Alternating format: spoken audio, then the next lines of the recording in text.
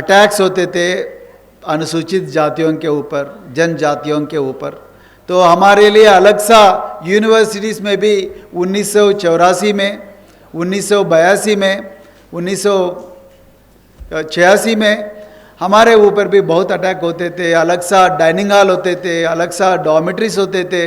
बहुत दुख लगता था, बहुत बुरा लगता था। तब हमको बाबा साहेब अम्बेडकर का विचारधारा परिचय हो गया। तब से हम बहुत शानदार रूप में हम वो ऑपरेशन शोषण के खिलाफ हम बहुत बड़ा संघर्ष किए। आईपीएस नौकरी के बाद मैंने फिर एक बार स्टूडेंट बनने के लिए मन कर रहा था, क्योंकि जैसा बाबा साहेब ने कोलंबिया यूनिवर्सिटी गए तो बाबा साहेब ने लंदन स्कूल ऑफ इकोनॉमिक्स गए। मैंने सोचा बाबा साहेब जिस रास्ता को हमने बताया उसी रास्ता में चलने के लिए कम से कम प्रयास करें। मार्च 18 आगरा में बाबा साहेब का आंखों में आंसू आ गई थी। यही चीज़ हमको इतिहास में बताया जाता है कि बाबा साहेब ने ये बहुत दुख हो रहा था कि जिस संघर्ष उसने किया, उस संघर्ष का फल जिसने ले लिया,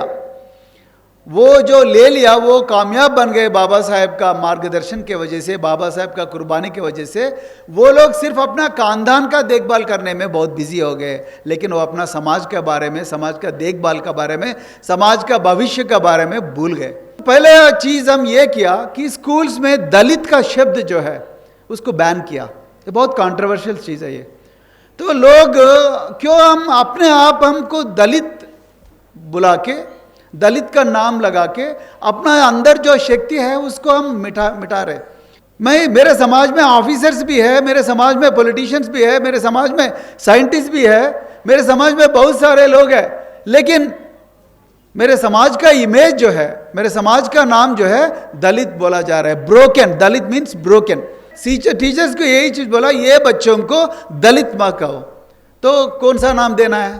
तो नाम देना है, हमने बहुत सारे बार सोच के स्वेरो करके एक नाम लगाया।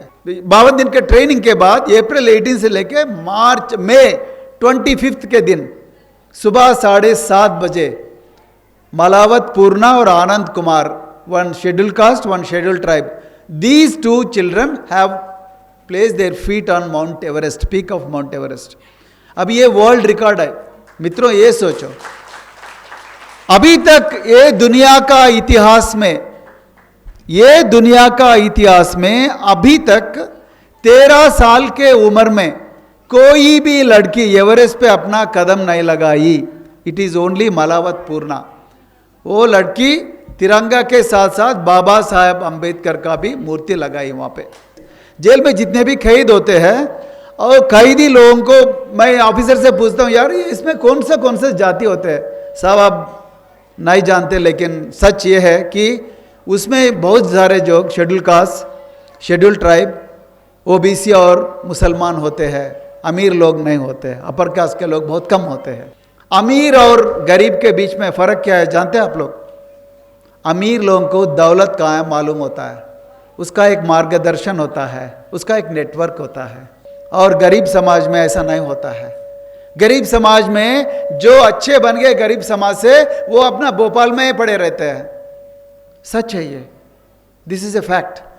वो हैदराबाद में ही पड़े रहते हैं, वो अपने खानदान के देखभाल करते रहते हैं।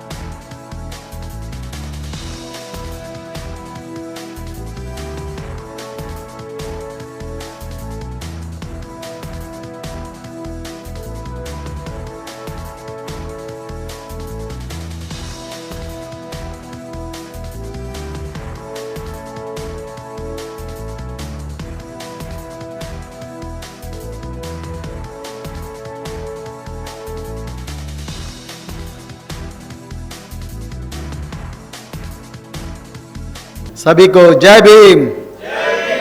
At the very outset, I thank my close friend Mr. Praveen Gorkhade for inviting me to this wonderful meeting, and I also thank all of you for spending your precious Sunday in this auditorium, which is going to change your lives, hopefully. महापुरुषों को सम्मान करते हुए and आप सभी लोगों को अभिनंदन करते हुए मैं आज हैदराबाद से यहाँ आया हूँ स्वेरो मूवमेंट के बारे में आपको बताने के लिए। और उससे पहले क्यों ये शेरों का शब्द कहाँ से आया, उसका मीनिंग क्या है, वो क्या अचीव करना चाहता है आने वाले दिनों में, वो चीज़ के बारे में आप लोगों को थोड़ा बताना चाहता हूँ। उससे पहले कई लोगों को ये शक हमेशा रहता है कि ये IPS officer, Indian police service officer कैसे एजुकेशन फील्ड में गया और एजुकेशन फील्ड में जाने के बाद फिर क्यों इस्तीफ़ा दिया और इस्तीफ़ा देने के बाद फिर क्यों राजनीति में आ गया। तो उतना चीज़ों के बारे में मैं बात करने के लिए यहाँ समय नहीं है, लेकिन मैं ज़रूर ये बताऊँगा, मैं भी आप लोगों के जैसा एक स्टूडेंट था। मेरा माँ भी एक मज़दूर थी आंध्र प्रदेश स्टेट में। वो हर दिन 10 साल तक मज़दूर के लिए खेतों में मज़दूरी करने के लिए जाती थी। लेकिन दो शिक्षक ने, जैसा प्रवीण गोरखड़े जी ने आज आप सभी लोगों को यहाँ लाया, उस दिनों में दो शिक्षकों ने मेरे माताजी को वहाँ से आज़ादी करा के स्कूल में भर्ती करवाया। वहाँ से लेके मेरे माताजी ने 10वीं कक्षा पढ़ी, वहाँ से फिर टीचर ट्रेनिंग कंप्लीट की। टीचर ट्रेनिंग कंप्लीट करने के बाद वो हेडमिस्ट्रेस बनी और हेडमिस्ट्रेस बन के रिटायर हो गई। और हमारा फैमिली में मैं एक आईपीएस ऑफिसर हूँ, इंडियन पुलिस सर्विस, और मेरे भाई प्रोफेसर है और मेरा बहन जो है डॉक्टर है। तो एक मज़दूर के ख़ानदान से एक लड़की स्कूल जाती है और शिक्षित बनती है और उसके बाद वो एक आईपीएस ऑफिसर का माँ बनती है, हेडमिस्ट्रेस बनती है, उसके बाद आईपीएस ऑफिसर का माँ बनती है और डॉक्टर और प्रोफेसर का माँ बनती है। ये कहानी जो है अपने समाज में हर खानदान में रेप्लिकेट होना चाहिए, इसीलिए मैंने आईपीएस का थोड़ा रेस्ट दे दिया। तो मैं एक जिला का सुपरिटेंडेंट ऑफ पुलिस रहा हूँ। निकिता जी पुलिस वालों के बारे में बहुत सारे चीज़ बताई, अच्छी चीज़ नहीं, थोड़ा दर्द भरी चीज़। तो मैं पुलिस का नौकरी एक superintendent of police, deputy commissioner of police, joint commissioner of police और इंस्पेक्टर जनरल ऑफ पुलिस और additional director general of police भी रहा। मैं 17 साल का नौकरी के बाद बाबा साहब, उससे पहले भी जब स्टूडेंट लाइफ में भी, जैसा अपना साइंटिस्ट साहब ने बताया कि हमारा यूनिवर्सिटी में भी बहुत सारा शोषण होते थे, ऑपरेशन, अटैक्स होते थे अनुसूचित जातियों के ऊपर, जनजातियों के ऊपर। तो हमारे लिए अलग सा यूनिवर्सिटीज़ में भी 1984 में, 1982 में, 1986 में हमारे ऊपर भी बहुत अटैक होते थे। अलग सा डाइनिंग हॉल होते थे, अलग सा डॉर्मेट्रीज होते थे। बहुत दुख लगता था, बहुत बुरा लगता था। तब हमको बाबा साहब अम्बेडकर का विचारधारा परिचय हो गया। तब से हम बहुत शानदार रूप में हम वो ऑपरेशन शोषण के खिलाफ हम बहुत बड़ा संघर्ष किए। वो होने के बाद हम रात भर बहुत मेहनत किए, 16 घंटे 18 घंटे पढ़ना पड़ा, क्योंकि हम तेलुगु मीडियम से, तेलुगु हमारा मातृभाषा, और तेलुगु मीडियम से इंग्लिश मीडियम आया, इंग्लिश मीडियम से फिर पूरा कॉम्पिटिटिव एग्जामिनेशंस के लिए प्रिपेयर होना बहुत बड़ा मुश्किल काम है। वो कॉम्पिटिटिव एग्जामिनेशन प्रिपेयर होके हम तीसरा अटेम्प्ट में हम आईपीएस ऑफिसर बन गए। दूसरा अटेम्प्ट में आपके साइंटिस्ट के जैसा मैं भी एक एग्रीकल्चर यूनिवर्सिटी का स्टूडेंट हूँ। मैं भी agriculture research scientist recruitment board के जरिए मैं भी एक ARS का साइंटिस्ट बन गया था। लेकिन तब हमको लगा, हमारे सीनियर्स पूरा IPS ऑफिसर्स बन गए, IAS ऑफिसर्स बन गए, मैंने सोचा एक बार ये भी ट्राई किया जाए।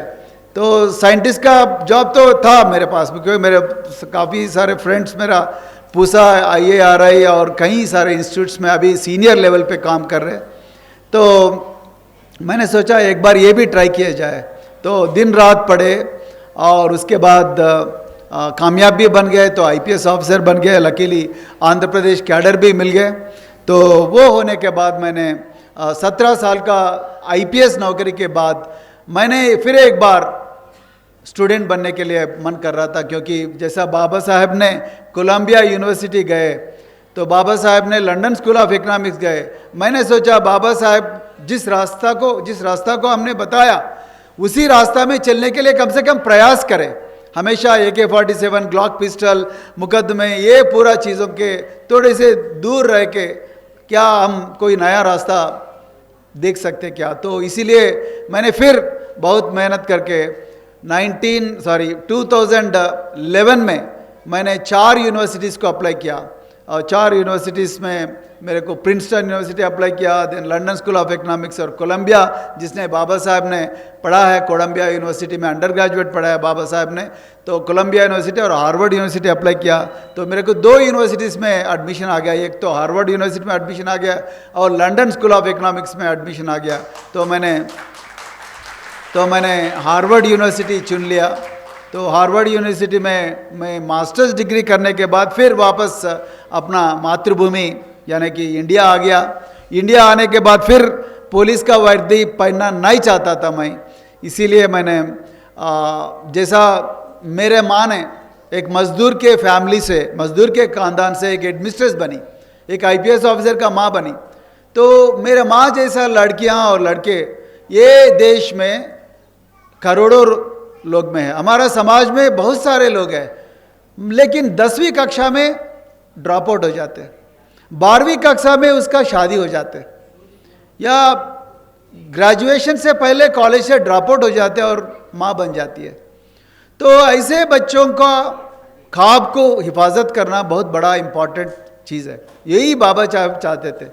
मार्च 18 आगरा में बाबा साहब का आंखों में आंसू आ गई थी। यही चीज़ हमको इतिहास में बताया जाता है कि बाबा साहब ने ये बहुत दुख हो रहा था कि जिस संघर्ष उसने किया, उस संघर्ष का फल जिसने ले लिया, वो जो ले लिया वो कामयाब बन गए बाबा साहब का मार्गदर्शन के वजह से, बाबा साहब का कुर्बानी की वजह से।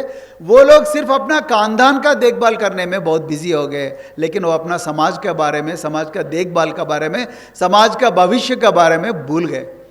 तो हमने वो गलती नहीं करना चाहता था, इसीलिए मैंने वो अपना वर्दी और पूरा वेपन्स पूरा बगल में रख के मैंने सोशल वेलफेयर, सामाजिक कल्याण विभाग में हज़ारों स्कूल्स है, वो स्कूल्स का सेक्रेटरी बन गया मैंने गवर्नमेंट नौकरी में।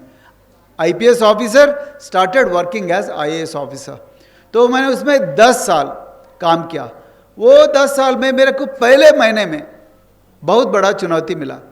तो पहला चुनौती ये था, मैं किसी भी स्कूल जाऊं और लड़की या लड़का से पूछूं कि आपका नाम क्या है, आप कहाँ रहते हैं, आपका माँ बाप क्या करते हैं, तो वो लोग बहुत डर जाते थे, बहुत डरते थे कि जो इंग्लिश में बात करता उससे देखते डरते थे, जो अच्छा ड्रेस पहन के आता उससे देख डरते थे, जो कार में आएगा उससे देख के डरते थे। तो ये डर जो है बहुत बड़ा चीज़ है। डर जो है आपका क्रिएटिविटी को किल करती है। डर जो है आपका पोटेंशियल को पूरा ख़त्म कर देती है, मिटा देती है। तो डर को हम निकलना चाहते थे, तो कैसे निकलना, वो भी बहुत बड़ा चुनौती है। तो आप मत डरो बोले तो लोग डरना बंद करते क्या? नहीं डर करते। तो इसीलिए हमने सोचा कि हम बहुत आगे फिर वापस आके बहुत रिसर्च किए। तो पहले चीज़ हम ये किया कि स्कूल्स में दलित का शब्द जो है उसको बैन किया। ये बहुत कंट्रोवर्शियल चीज़ है ये। तो लोग क्यों हम अपने आप हमको दलित बुला के, दलित का नाम लगा के अपना अंदर जो शक्ति है उसको हम मिटा रहे। तो इसीलिए हमने स्कूल में सब टीचर्स को बोला, ये बच्चों को आज से आप दलित मत कहो। They are not Dalits, they are like anyone else. they can they can become doctors, they can become professors, they can become officers, they can become lawyers, they can become scientists. So when they can become everything, when they have the potential, why do you call them Dalit? Why do you call broken? तो मैंने बोला एक Google, आपके पास अभी mobile phone से आप भी देख सकते हैं, go to Google images and then type Dalits in India. आप एक बार ट्राई कीजिए, आप आपके पास मोबाइल फोन से यहाँ नेटवर्क है, go to Google and then type Dalits in India. आपको जो तस्वीरें दिखती है गूगल इमेजेस में, आपको आंखों में आंसू आ जाते हैं. क्या मैं ये समाज में हूं जिस समाज इतना गरीबी में है, इतना दबे हुए है? मेरे समाज में ऑफिसर्स भी है, मेरे समाज में पॉलिटिशियंस भी है, मेरे समाज में साइंटिस्ट भी है, मेरे समाज में बहुत सारे लोग हैं, लेकिन मेरे समाज का इमेज जो है, मेरे समाज का नाम जो है दलित बोला जा रहा है. Broken, Dalit means broken. लेकिन we are not broken. We have brilliant students here, we have a brilliant lawyer here, we have a brilliant scientist here, but still we are still calling ourselves as Dalit. So हमने teachers को यही चीज बोला, ये बच्चों को दलित मत कहो. तो कौन सा नाम देना है? तो नाम देना है, हमने बहुत सारे बार सोच के स्वेरो करके एक नाम लगाया. स्वेरो, SW stands for State Welfare, arrow is synonymous with air and sky. तो हमेशा आकाश के तरफ देखो, अपना पास्ट को देख के, अपना जो इतिहास को देख के रो मत, अपना भविष्य को देख के अच्छा हार्डवर्क करके जो भी चीज़ हासिल करना चाहते हैं वो चीज़ हार्डवर्क करके हासिल करो. तो वो नाम बदलने से फिर अपना ज़िंदगी नहीं बदलता. तो सिर्फ नाम बदलने से ज़िंदगी नहीं बदलता. तो इसीलिए अपना काम करने का लहजा, काम करने का चीज़ भी काम करने का स्टाइल भी बदलना चाहिए. इसीलिए हमने 10 कमांडमेंट्स लेके आया. वो 10 कमांडमेंट्स में पहला कमांडमेंट ये है कि I am not inferior to anyone, मैं किसी से कम नहीं हूं. दूसरा कमांडमेंट ये है कि I shall be the leader wherever I am. Third is I shall do what I love and be different.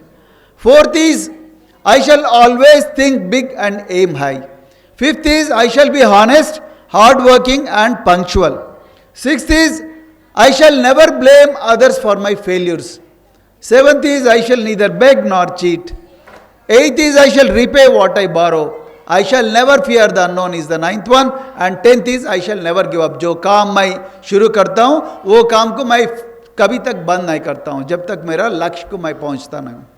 यही चीज़ है स्वेरो 10 कमांडमेंट्स. ये चीज़ों को प्रूव करने के लिए हमने एक लड़का और एक लड़की दोनों को हमने 52 दिन ट्रेनिंग देके एवरेस्ट पे भेज दिया. और जो लड़की एक लड़का, लड़की का उम्र था 13 साल और लड़का का उम्र था 16 साल.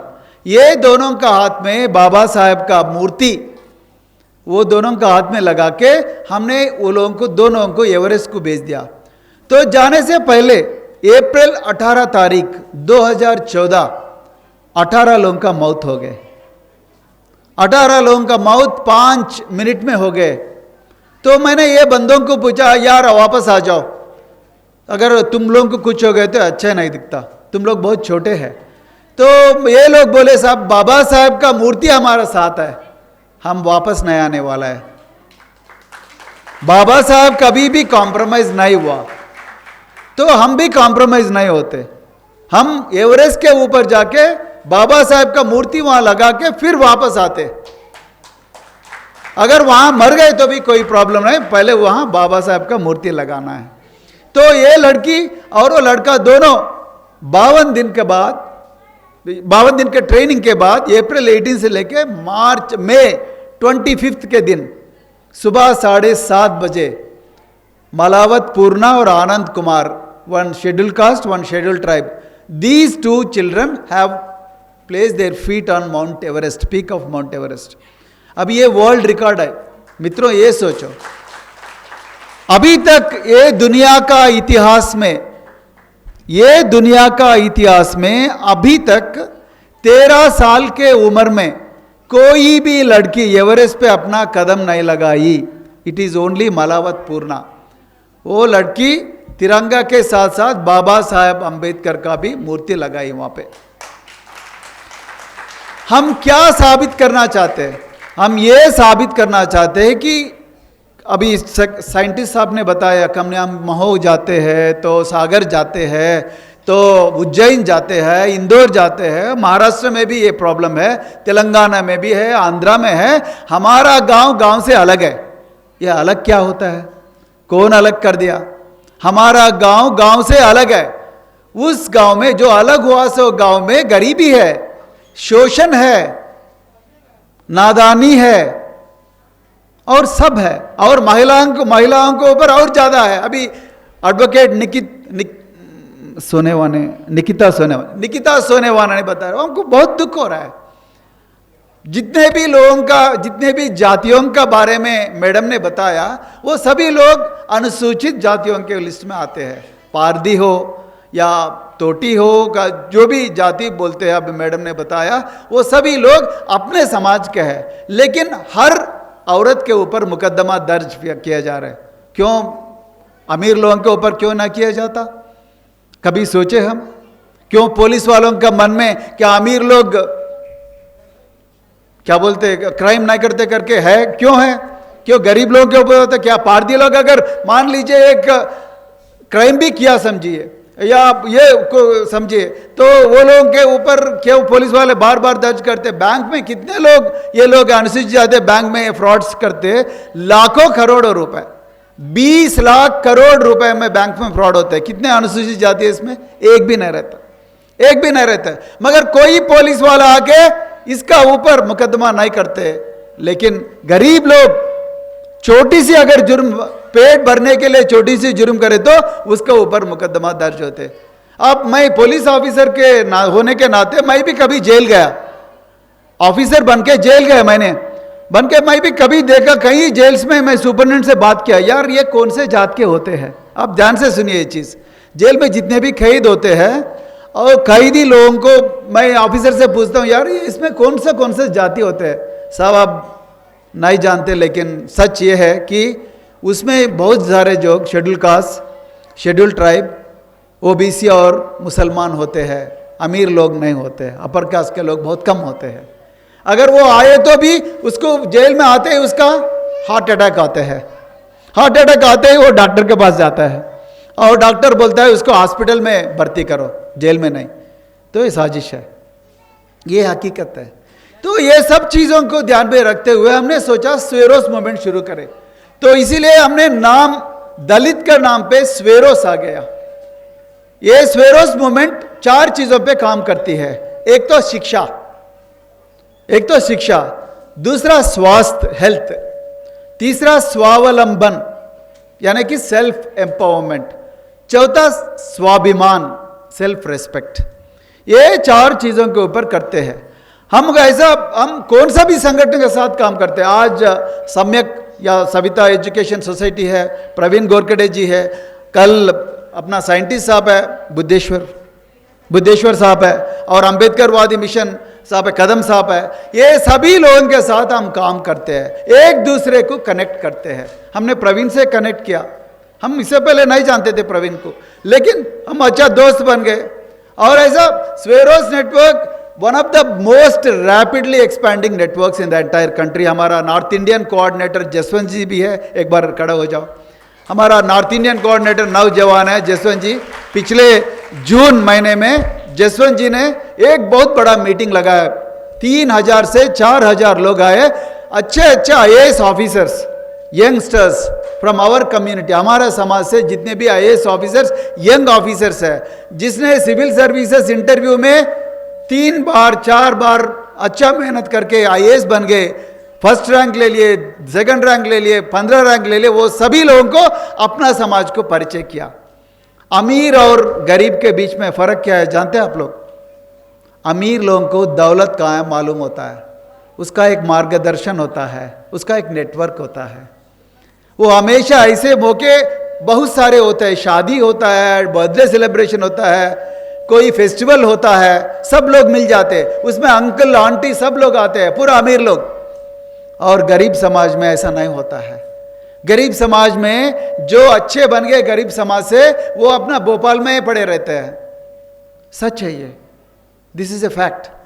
वो हैदराबाद में ही पड़े रहते हैं, वो अपने खानदान के देखभाल करते रहते हैं, वो अपना बच्चों का देखभाल करते हैं, वो बुरा नहीं है, लेकिन उसके बाहर एक बड़ा समाज है, उसका कोई मार्गदर्शन नहीं है, वो छुआछूत में फंसे हुए हैं, छुआछूत में फंसे हुए हैं, वो शोषण में फंसे हुए दबे हुए हैं, उसका कोई मार्गदर्शन नहीं है, इसीलिए वो ऑटो ड्राइवर बन रहा है, इसीलिए वो सफाई कर्मचारी बन रहा है, उसीलिए वो जुर्म में विक्टिम बन रहा है, उसका कोई दूसरा दुनिया नहीं है। वो रोजी के लिए हर दिन क्या बोलते हैं, मुखिया के पास या कोई दौलत वाला है गांव में, उसका पांव पे गिरना ही पड़ेगा उसको। क्या उसको आज़ादी कौन देगा? बाबा साहब फिर आएगा क्या? ना आएगा। महात्मा ज्योतिराव फुले आएगा क्या? ना आएगा। माता सावित्रीबाई फुले फिर स्कूल स्टार्ट करेगी? नहीं करेगी। माता रमाबाई आएगी क्या? No, she will not come. माने श्री कांशीराम जी आएगा क्या? ना आएगा। Then who will have to do it? It is you and me. हम सब लोग मिलकर करना पड़ेगा। आज प्रवीण जी, मैं इसीलिए उसको अभिनंदन कर रहा हूँ, प्रवीण जी अच्छा काम कर रहे हैं। तो वो अपने अपने स्थिति के मुताबिक, अपने अपने रिसोर्सेज के मुताबिक छोटा काम किया। तो इसीलिए स्वेरोस नेटवर्क हमने, जसवंत जी यहाँ पे है, आप मध्य प्रदेश, उत्तर प्रदेश, हरियाणा, राजस्थान, बिहार, छत्तीसगढ़, कहीं भी राज्य में अब ऐसे ऐसे छोटे छोटे समुदाय हैं जो शिक्षा के बारे में काम करना चाहते हैं, स्वास्थ्य के बारे में काम करना चाहते हैं, स्पोर्ट्स के बारे में काम करना चाहते हैं। वो सभी लोगों को हम कनेक्ट करने के लिए प्रयास करते हैं। जैसा बुद्धेश्वर साहब ने बताया, हम भी कई ऑफिसर्स को इसको कनेक्ट करके मार्गदर्शन देने के लिए प्रयास करते हैं, और सरकारी योजनाओं में जितने भी अपॉर्चुनिटीज़ है वो अपॉर्चुनिटीज़ को हम परिचय करते हैं। हमारे स्वेरोस नेटवर्क के जरिए कई लोग पायलट्स बन गए, 2 फाइटर जेट पायलट बन गए। पायलट खास करके 8 girls are getting trained as pilots. We have created about 1500 doctors, thousands of engineers. There are about 200 Sweros in America, then in England, and then Australia, so on and so forth. So शिक्षा शिक्षा शिक्षा शिक्षा के अलावा कोई रास्ता हमारे सामने नहीं है। तो ऐसी चीज़ों में यही चीज़ हम करते हैं।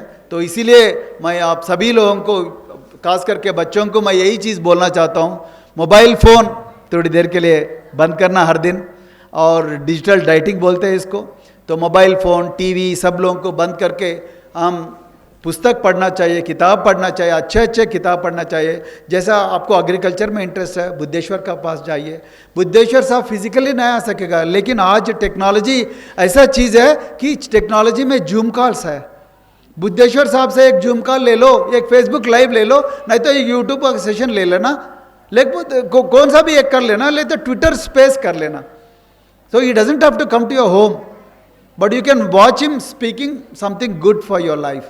Similarly, निकिता जी है, तो लीगल फील्ड में जितने भी अपॉर्चुनिटीज़ है, you can do same thing. But before you do something, before you become something, don't get into a bad company. That is the tragedy which is happening in our country. Most of our people, without any direction, they are falling into bad company. They are into drugs. They are landing in police stations. They are going to rave parties. They are landing into police stations. They are wasting their time in playing mobile games. PUBG. You know PUBG? How many of you know PUBG? Please raise your hands.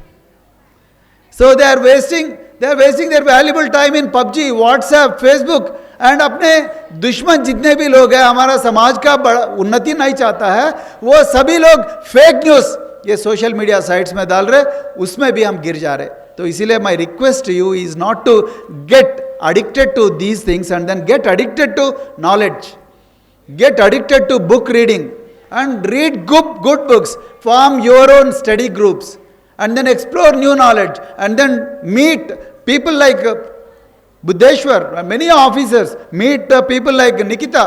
So there are so many other people in our communities, in other communities also. If they are good people, meet them, learn from them and visit as many places as possible and then empower yourself. And Sweros Network is going to guide the organizations like this, whoever wants to do such kind of great things, and then in future we want to expand to all states of the country, and with our energetic leader like Jaswant Singh, so we have already made a lot of progress in Uttar Pradesh and other states, particularly Delhi and Uttar Pradesh, and shortly we will also start our chapter in Bhopal and other places. So with these few words, I thank everybody, and I wish you all the very best. And then all the children, my only advice to you is that whenever you find time, in Amazon Prime there is a movie called Purna. Please watch that movie. In Amazon Prime there is a movie called Purna.